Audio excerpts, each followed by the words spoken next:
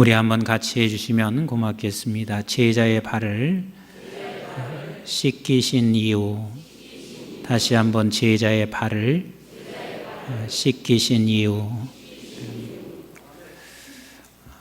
제가 가까운 목사님 한 분이 딸을 출가해놓고 미국에서 사는데 한 달 정도 그 딸 집을 방문했습니다. 그런데 딸 집에서 가서 보니까 사위가 매일 저녁마다 대야에다가 물을 떠서 가지고 들어가서 뭐 하려고 그러냐 그러니까 자기 색시 발을 날마다 닦아준대요. 근데 그 소리를 들으니까 왜 그렇게 발을 닦아주는지 알지는 못하겠지만 기분이 되게 좋더래요. 그래서 내가 속으로 들으면서 친정 식구가 보면 어쩔까. 나는 또 그 생각이 들었어요. 아니, 친정이 아니라 시집 식구가 보면 어쩔까. 어찌됐든 간 이 친정 아버지로서는 그렇게 딸에게 잘해주니까 왠지 모르지만 그렇게 좋더래요. 우리 교회에서도 세족식을 많이 해요. 그죠? 그래요? 안 그래요? 세족식을 많이 하는데 세족식을 할 때 뭐 사람들이 볼 때 뭐 저런 게 있나 그런 것보다는 보기 좋아요? 안 좋아요? 네, 보기는 좋아요. 그런데 왜 세족식을 저렇게 해야 하는지 그 이유를 자세히 알면서 하는 사람은 극히 드뭅니다. 우리가 예수님께서 발을 씻어주신 것처럼 우리도 그저 발을 씻어준다 그랬을 때는 대다수 생각이 이렇습니다. 예수님이 저렇게 낮아지셔서 겸손하게 발을 씻어주시고 사랑이 많으셔서 주님이 저렇게 제자들의 발을 씻어주신다. 이게 틀린 것은 아니에요. 근데 그 정도만을 생각하고 우리는 감동을 먹습니다. 너무 감동을 먹다가 나중에는 눈물까지 막 납니다. 보는 사람도 감동이 돼서 눈물이 막 납니다. 자, 과연 우리 주님께서 보는 사람들에게 감동을 주어서 그 감동으로 인해서 내가 이렇게 겸손한 자니 너희들도 이렇게 겸손하게 좀 살아라. 이 정도 그것을 보여주기 위해서 주님이 발을 씻으셨을까? 우리에게 대대로 많은 사람들이 읽어가면서 주님은 이런 사람이라 우리 모두에게 감동을 주기 위해서 주님은 그렇게 단순하게 발을 씻으셨을까? 여러분, 주님이 하신 것은요, 연속곡하고는 달라요. 우리가 연속곡을 보면서는 감동이 돼서 막 눈물도 흘리고 어떤 경우는 막 펑펑 우시는 분들도 계세요. 근데 주님이 갑자기 이렇게 어떤 사건을 이렇게 보여주신 것이 우리에게 감동 하나 주기 위해서 주님이 이런 사건을 보여주신 것은 결코 아니라 그 말이에요. 거기보다 더 깊은 뜻이 있고 우리가 깊이 알아야 할 것이 여기에 있기 때문에 우리 주님은 오늘 갑자기 행하시는 것 같지만 갑자기가 아니라 이미 계획된 가운데서 지금 제자들의 발을 씻고 계십니다. 자, 우리 한번 주님께서 발을 씻은 것이 그냥 감동인가 겸손과 사랑 때문에 하셨는지 우리 본문을 통해서 우리 한번 좀 보시도록 하겠습니다. 우리 4절 같이 읽어봅니다. 시작. 저녁 잡수시던 자리에서 일어나 겉옷을 벗고 수건을 가져다가 허리에 두르시고 이에 대야에 물을 떠서 제자들의 발을 씻으시고 그 두르신 수건으로 닦기를 시작하여 그랬습니다. 주님이 갑자기 그러신 거예요. 저녁 드시고 난 후에 그저 대야에다 물을 떠다 놓고 그리고 겉옷을 벗고 수건을 두르시고 제자들의 발을 씻으시는데 아주 어떻게 보면은 전혀 예기치 못한 행동을 우리 주님이 지금 하시고 계세요. 그러니까 6절을 한번 같이 보실까요? 6절 시작. 시몬 베드로에게 이르시니 베드로가 이르되 주여 내게 내 발을 씻으시나이까 그랬습니다. 지금 발을 씻어 가시다가 누구에게 이르렀어요? 베드로의 딱 앞에 섰습니다. 그러니까 베드로도 깜짝 놀란 거예요. 예수님, 주님 내 발도 씻으시려고 하십니까? 하고 주님께 이 발을 씻으려고 하는 그 베드로가 당황하고 있어요. 어떻게 우리 주님이 내 발을 씻으려고 하실까? 당황하고 있단 말이에요. 그랬더니 7절 예수님이 이렇게 말씀하세요. 시작. 예수께서 대답하여 이르시되 내가 하는 것을 네가 지금은 알지 못하나 이후에는 알리라 그랬어요. 그러니까 지금 주님께서 발을 씻는 것이 단순하게 우리에게 감동과 겸손이나 사랑을 좀 가르쳐 주기 위해서 씻지 아니하고 무언가 주님은 깊은 의도가 있다는 거예요, 없다는 거예요? 있다는 거예요. 그래서 너는 지금 몰라. 네가 모르고 있지만 그러나 반드시 언젠가는 알 거야 그랬습니다. 제가 이 설교 준비하면서 어제 저녁에 식사하면서 그랬어요. 식구들 둘러 모아놓고 예수님께서 발 씻은 이유들을 알아. 그러니까 막 이제 서로들 다 이 얘기를 해요. 그런데 다 비슷한 이야기요. 다 비슷한 이야기가 뭐냐면 예수님 겸손 아닌가요? 예수님께서 뭐 사랑 베푸신 거 아닌가요? 근데 큰 놈이 있다가 뭐라 하냐면 아빠가 옛날에 한번 얘기하기는 했는데 내가 잘 기억이 안 나네요. 이제 이러고 있어요. 그러니까 이야기 소리가 거의 다 비슷한 이야기예요.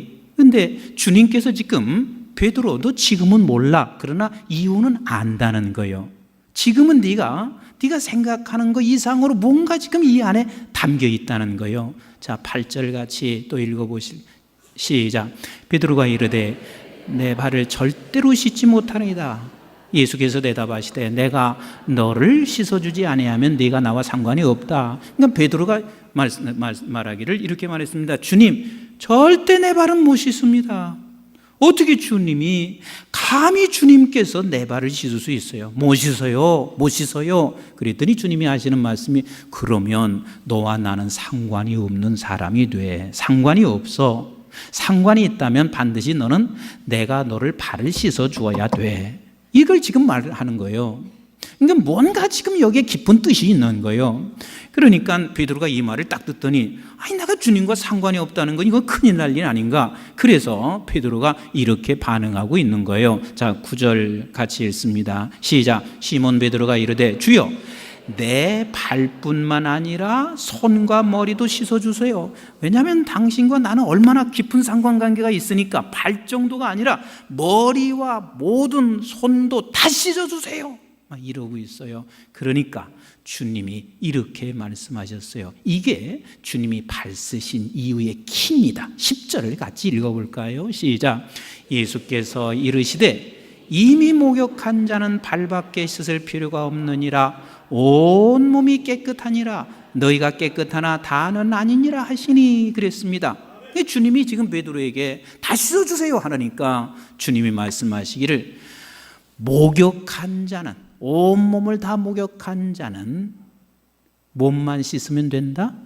발만 씻으면 된다. 그럼 온몸을 목욕했는데 발은 빼놓고 목욕해요? 여러분들 사우나 가셔서 발은 그냥 빼놓고 사우나 하세요?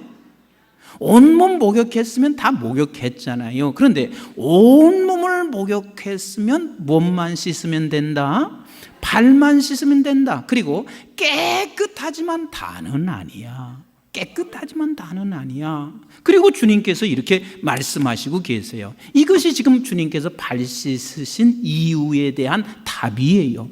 그러면 온몸이 우리가 깨끗하다는 말은 그게 도대체 무슨 말일까? 온몸이 깨끗하다는 것은 우리가 우리 주님으로 인하여 우리는 구원받은 백성이라 그 말이에요. 아셨습니까? 우린 구원받은 백성이에요. 그래서 우리 주님께서 이 말씀을, 이 일을 시작하기 전에 13장 1절에서 이렇게 시작하신 거예요. 자, 13장 1절 같이 읽습니다. 시작. 6월절 전에 예수께서 자기가 세상을 떠나 아버지께로 돌아가실 때가 이른 줄 아시고 세상에 있는 누구를 자기 사람을 사랑하시되 어떻게 끝까지 사랑하시느니라. 그럼 세상에 있는 누구를 자기 사람이 누구랬어요? 나요. 구원받은 저와 여러분, 이 자기 사람을 사랑하시되 끝까지 사랑하신다. 그래서 온몸이 씻겨진 사람들은 다 예수님의 자기 사람이요, 이미 깨끗해진 사람이요, 이미 구원받은 사람이라 그 말입니다. 그런데 그에게는 무엇만 씻으면 된다? 발을 씻으면 된다 하는 말은 이건 무슨 뜻이냐면, 주님께서 우리에게 날마다 계속하여 지금도 우리 주님은 우리의 발을 씻어주시는 주님이세요. 다시 말하면 구원받은 백성들은 이 땅에 머물러 있는 동안 날마다 발을 주님으로부터 씻김 받아야 하는데, 그래서 구원받은 우리는 여기서 끝난 것이 아니라 계속하여 우리는 자라가야 되고, 계속해서 거룩해져야 하고, 계속해서 우리는 성화되어져 가야 되는 것이 구원받은 백성들이라는 사실을 오늘 주님은 말씀하시고 계세요. 그런데 주님이 지금 이것을 갑자기 이 일을 하신 것이냐? 아니에요. 이것은 구약의 성전을 주님께서 성전에서 보여주신 것을 오늘 지금 주님이 그걸 보여주시는 거예요. 자, 성전에 있습니다. 그러면 성전에 가장 가까운 것이 뜰이 있습니다. 성전 뜰이 있어요. 같이 합시다. 성전 뜰. 그러니까 우리는 성전의 뜰에 이제 성소로 들어가려면 성전 뜰을 들어가야 돼요. 그러니까 이렇게 여러분 그림을 좀 잘 그려보세요. 성전 뜰로 들어가야 되는데, 그러면 뜰에 들어가는 사람이 이방 사람이 들어갈 수 있어요? 없어요? 없어요. 거기는 이스라엘 택한 백성들이 뜰에 들어갑니다. 그래, 뜰에 딱 들어갔어요. 뜰에 들어가면 뭐가 있어요? 제단이 있습니다. 같이 합시다. 제단. 그 제단이 딱 있어요. 그 제단에서 뭐 하냐면 짐승들을 잡고 각을 뜨고 제물을 드리고 이렇게 합니다. 그래서 거기서 불을 태우고 그래요. 이게 제단이에요. 그럼 제단을 딱 지나고 나면은 이제 지성소가 있게 되고 속죄소가 있는데, 지성소와 속죄소는 거룩한 곳이에요. 왜 거룩한 곳이냐면 누가 계신 곳? 우리 하나님이 계신 곳이에요. 그래서 이 제단과 그리고 지성소, 성소 사이에 있는 게 있습니다. 제단과 성소 사이에 있는 게 있는데, 그게 뭐냐면 대야처럼 생긴 물두멍이 있어요. 뭐가 있어요? 물두멍이 있어요. 그래서 거기서 지성소의 성소로, 하나님이 계신 거룩한 곳으로 들어가기 전에 언제나 자기가 제단에서 이것저것 각을 뜨고 하다가 더러워진 것을 거기서 씻어야 된단 말이에요. 그리고 나서 이제 거룩한 지성소, 하나님이 계신 곳으로 들어간단 말이에요. 그러면 우리 주님이 지금 무엇을 우리에게 가르쳐 주고 있냐면, 조금 있으면 우리는 주님은 제물 되세요. 그래서 제물 되시고 우리 모두는 이제는 뜰 안에 들어와서 제물 되신 주님을 만나게 돼요. 그래서 우리는 이제 구원받은 백성이라는 사실을 이제 알게 될 거예요.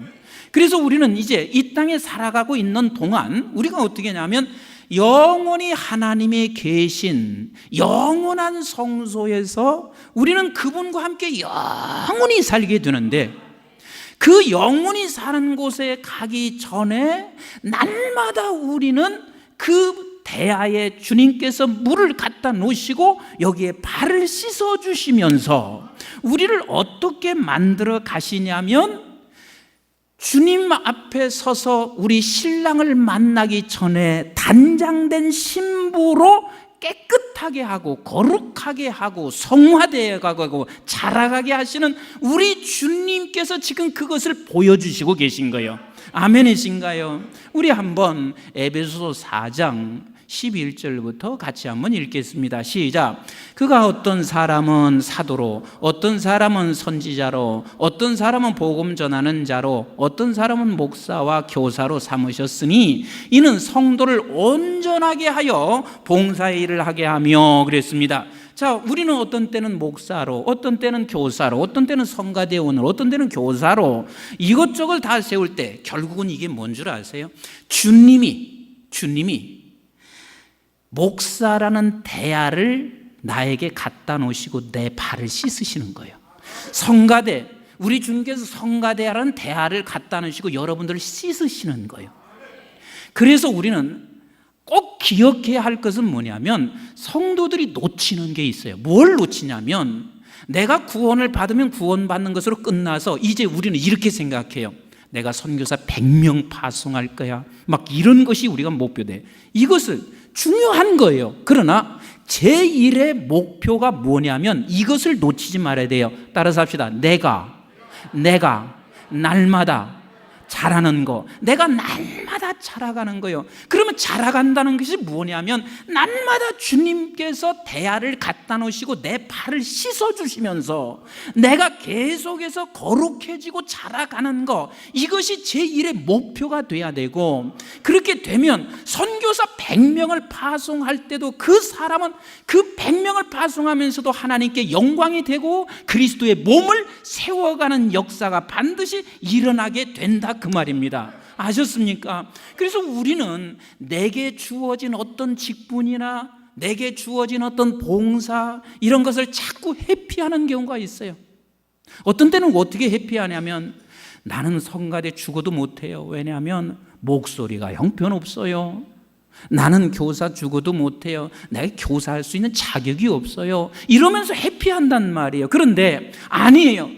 하나님이 내게 주신 것을 피하지 마시고 여러분들은 그걸 감당함으로 말미암아 어떤 때는 내가 부족한 것을 깨닫게도 되고 하나님께서 그걸 감당해 주심으로 말미암아 내게 주시는 은혜를 깨닫게 되고, 그러면서 우리는 조금씩 자라가는 거예요. 제가 이거 하나 깨달고 목회하면서 얼마나 자유스러워졌는지 몰라요. 막 목회하면서 어떤 뭔가 이루려고 하는 목적만 가지고 있을 때는 그렇게 힘만 들었어요. 그런데 하나님께서 임 목사야, 나는 너를 세운 것은 제1의 목적이 네가 자라가기를 원하고 있어.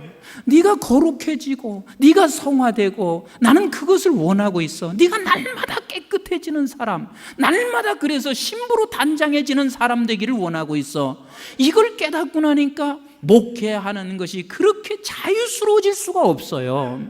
아멘이신가요? 그래서 우리는 항상 주님이 내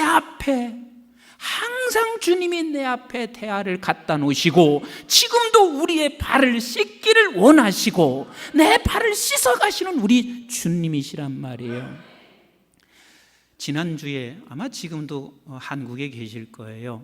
필립 얀시라고 하는 목사님이 오늘 이 시대의 영성가고 저술가이신 목사님이세요. 지난주에 한국에 오셨어요. 근데 그분이 이 세계의 교회에 대해서 이렇게 비유를 말씀하시는데 참 적절한 비유셨어요. 뭐라고 하시냐면 이렇게 말씀하셨어요.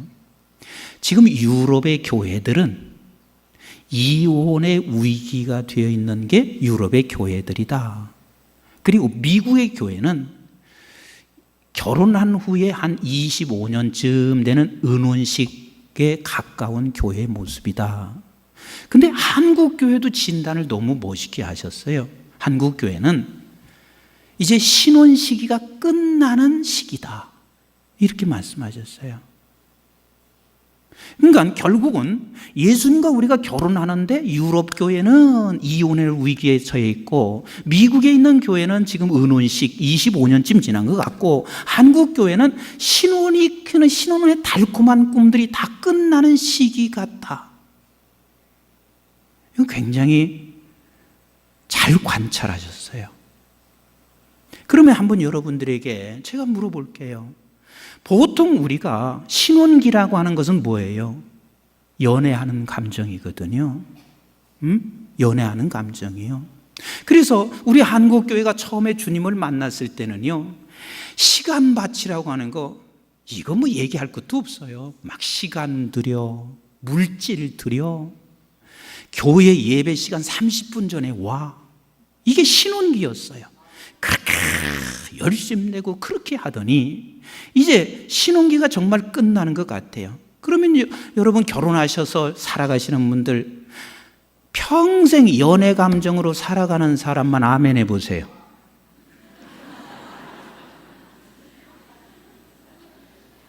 보세요. 저기서도 아짜 하려다가 매는 않잖아요. 우리 평생 연애 감정으로 살아가는 게 아니거든요. 어느 날 보면 결혼은 딱 현실이에요.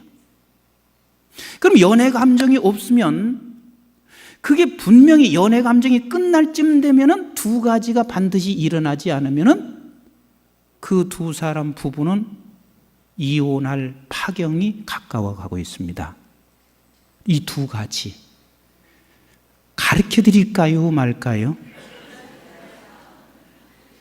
결혼하신 분도 알아야 될 일이고 안 하신 분도 알아야 되니까 내가 가르쳐 드릴게요. 두 사람이 이제 연애 감정이 끝나는데 연애 감정이 있을 때 뭐가 생기냐면 덜컥 애가 생겨요.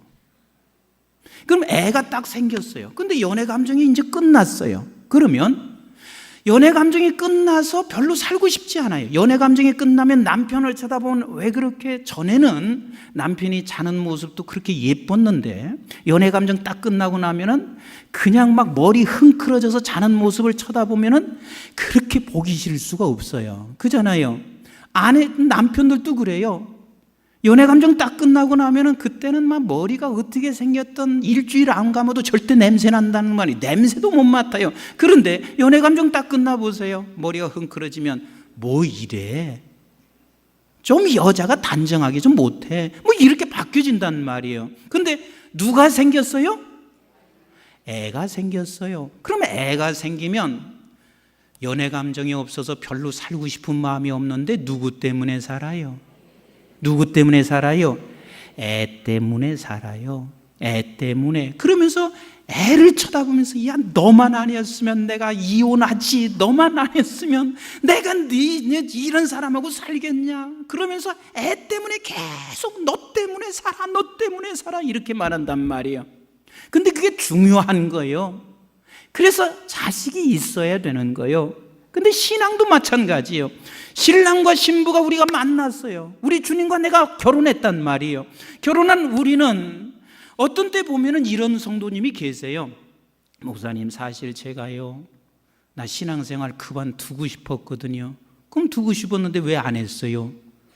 아무개 집사가요 내가 전도한 사람이요. 지금 목사님 저 사람이 지금 내가 전도한 사람이요. 이게 전도했는데 내가 전도해놓고 신앙생활 그만둘라니까 누가 보이는 거예요? 저 사람이 보이는 거예요. 그러니 신앙생활 그만둘 수도 없어. 저 사람 때문에 그냥 억지로 지금 살아가는 거예요. 그러면 한번 여러분들에게 물어볼게요. 그렇게 애 때문에 억지로 살아가시는 게 그게 행복할까요? 지옥일까요? 행복하지 않아요. 지옥이란 말이에요. 그래서 두 번째 것이 반드시 있어야 돼요. 여기서 끝날까요? 이거 가르쳐 드릴까요? 이 두 번째 것이 있어야 돼요. 이제 연애 감정은 끝났어요. 그러면 두 번째 것이 뭐냐면 이거란 말이에요. 서로가 이젠 자라가야 되는 거예요. 자라가게 되면 이렇게 되는 거예요. 아내의 성격과 내가 전혀 맞지 않는데 자라가면서 보니까 이 아내의 성격을 보고 이해를 하게 돼. 그리고 아내는 남편을 보면서 이해하게 돼. 당신과 같은 성격이 있음으로 인해서 그래도 이게 집안이 된다는 것도 또 알게 돼. 그러면서 서로 다른 부분이나 이런 모든 것들이 서로가 이해가 돼. 조금 실수하는 것도 내가 자라가면 이해를 하게 돼. 이러면서 우리는 자라갈 때 그 가정이 이제는 애 때문에 억지로 살아가는 것이 아니라 내가 자라가면 자라갈수록 연애 감정은 사라졌는데 반드시 그 가정이 행복해집니다. 우리 주님과의 관계도 똑같습니다. 똑같아요. 그래서 우리는 반드시 생명을 낳아야 돼요. 내가 애써서 낳아야 돼요. 아멘이신가요? 품고 기도하면서 낳아야 되고, 그러면서 우리 하나님께서 원하는 모든 성도들은 계속해서 자라가기를 원하여 우리 앞에 대야를 늘 갖다 놓으시고, 주님은 지금도 씻으시는 우리 주님이시라 그 말이에요. 아멘이신가요? 그래서 우리 성도들의 목표는 언제나 내가 자라가야 된다는 거. 우리 주님도 그것을 목표하고 계신 거란 말이에요. 사실은 우리 한국 교회가 너무 경쟁만 했습니다. 과거에는 교회와 교회끼리요 막 기도해 줬어요. 하나님의 나라 확장을 위해서 끊임없이 기도해 왔습니다. 예? 사실 우리 교회 같은 경우는 정말 하나님께서 그런 부분에 얼마나 기뻐하셨을까 생각해요. 이 교회가 세 개 교회가 예배 드린 적이 있잖아요. 다른 교회가 직후 있을 때 여기 와서 교회를 직후 예배하고, 다른 교회 직후 있을 때 지하에서 예배하고, 세 개 교회에서 예배를 한 적도 있잖아요. 이런 아름다운 모습들은 교회가 항상 계속 가야 된다고 말이에요. 경쟁만 하고 있다는 것은 우리는 세상을 향해서 세상 것을 얻는 게 교인의 목적이 되어버렸어요. 세상 것을 얻어내고 세상 것을 취하는 것이, 그것이 구원받은 사람의 목표가 되어버렸어요. 이게 아니란 말이에요. 우리 하나님은 우리가 자라가는 것을 목표 삼기를 원하시고, 우리 하나님도 그것을 원하시고 있어요. 그리고 자라가면서 우리에게 맡겨준 것은 그게 다 복이에요. 왜? 자라면서 맡겨준 것은 맡겨준 것으로 인하여 우리가 범죄하지 않게 되기 때문에 그렇습니다. 그래서 우리 주님은 날마다 발을 씻기를 원하시는 우리 주님이세요. 제가 이 이야기를 어느 목사님께서 말씀하실 때 참 너무 아름답다 하는 이야기를 생각을 했어요. 그 교회에서 이제 직분자를 선출하는데, 이 권사님들하고 이제 이 직분자들이 이제 임직 받으면 교회에다가 뭔가 이제 기념되는 거 하나씩을 뭐 해놓는 전통이 있대요. 근데 이제 그걸 해놓는데, 그러다 보니까 어느 권사님 한 분이 이게 추천은 올라오기는 했는데 돈이 없는 거예요. 근데 너무 기도 많이 하시고 그렇게 신앙이 예쁘시대요. 그래서 자기 스스로가 그냥 나는 기념될 만한 거 할 수도 없고, 그래서 본인이 사양을 했대요. 그러니까 구역 식구들이 모여서 왜 사양해? 해야지. 그래서 그 사정 얘기를 했대요. 사실 나는 돈 10만 원도 없어요. 아시잖아요. 그러니까 그 구역에 있는 구역 식구들이 세상에 당신 정말 하나님을 얼마나 사랑하시는데 돈 때문에 안 해서는 안 돼. 구역 식구들이 돈을 걷어서 권사님 하셔야 된다고. 이 이야기를 제가 듣는데요, 우리 하나님이 얼마나 기뻐하실까. 우리는요 그냥 세상적인 사고밖에 없어요. 계속 경쟁을 해야 돼. 내가 못 되는 거 네가 왜 돼? 너는 자격이 없어. 끊임없이 막 경쟁을 한단 말이에요. 그런데 우리 하나님은 우리가 지금 자랐다면 그렇게 경쟁보다는 우리는 서로 이해하고 보듬어 주고, 그리고 우리 손잡아주면서 갈 수밖에 없도록, 우리 주님은 끊임없이 우리를 자라가기를 원하시는 우리 주님이세요.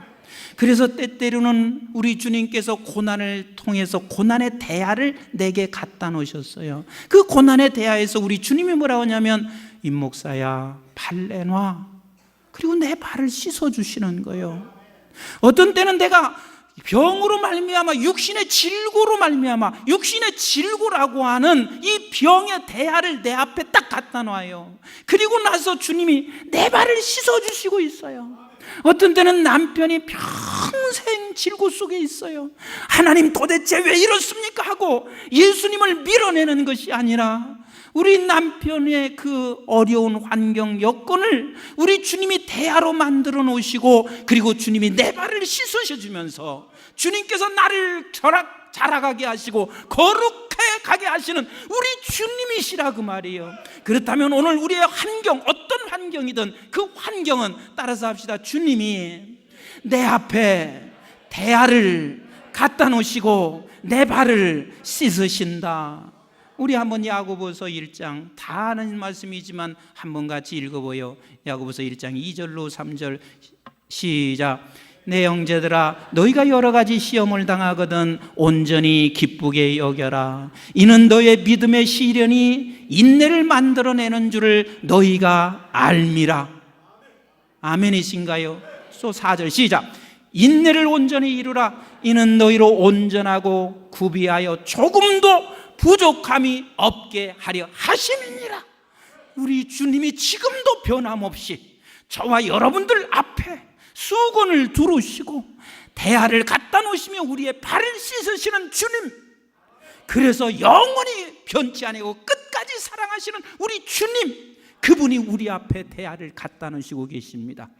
어떤 때는 사명의 대야, 그것을 밀치지 마시고 부족하다고 밀치지도 마시고, 어떤 때는 고난의 대야, 이것을 우리는 밀치지 마시고 원망하며 밀치지 마시고, 주님이 나를 성화시키고 거룩하게 하고 자라가게 하기 위하여 갖다 놓은 대야 앞에 우리는 발을 내밀고, 우리는 매일 매 순간마다 조금씩 거룩하여지고 자라감으로 말미암아 계시록 21장 2절의 말씀과 같이 되어지기를 바랍니다. 우리 한번 계시록 21장 2절 시작. 또 내가 보매 거룩한 성 새 예루살렘이 하나님께로부터 하늘에서 내려오니 그 준비한 것이 신부가 남편을 위하여 단장한 것 같더라. 우리는 새 예루살렘, 영원한 그 지성소, 하나님이 계시고 내 신랑과 함께 영원히 살아갈 그곳이 우리 앞에 지금 있습니다. 우리 앞에 내려오고 있습니다. 그 앞에서 우리는 날마다 주님께서 대야를 갖다 놓고 우리의 발을 씻으시면서 우리가 신랑 앞에 신랑과 함께 살아갈 단장된 신부의 모습으로 하루하루 조금씩 계속해서 자라가고 거룩해지는 저와 여러분, 우리 교회, 우리 한국교회가 되기를 간절히 소망하고 축복하고 기도하시기를 바랍니다. 기도하겠습니다.